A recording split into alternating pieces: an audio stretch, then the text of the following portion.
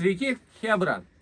Nepatikėsit, klausomės pas Egidijų S90. Nu, mažai iš jų čia liko, bet ir kaifuojam. Sakysit, meluoju, nenorit, netikėkit, ką padarysit. Aišku, gausiu šitų negatyvių komentarų, meluoji, nesąmonės, bet kas tikite, draugai, ir turite namie S90, kurios voliuojasi, jums atrodo, kad gal nereikalingos nesąmonės, ar, kaip sakant, medžių krūva. Tikrai investuokite kažkiek tai nedaug pinigėlių į jas ir pasidarykit, susitvarkykit filtrus.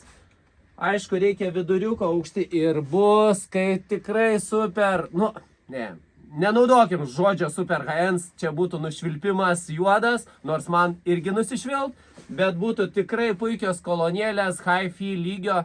Sakykime taip, jos skamba už 500 eurų ribose kaina, dabar perdarytas, bet ne naujų, o dėvėtų. Tai reiškia labai rimtas pareiškimas. Jos skamba už 500 eurų kainos ribose už dėvėtas. Klausomės ir kaifuojam. Tai mano toks trumpas video, nes čia jau prisiklausėte Egidijaus apie jas kaip modifikuoti, nemodifikuoti. Dar laukia šitų kolonėlių perdažymas ir dovana. Iki kitų kartų, hebryt.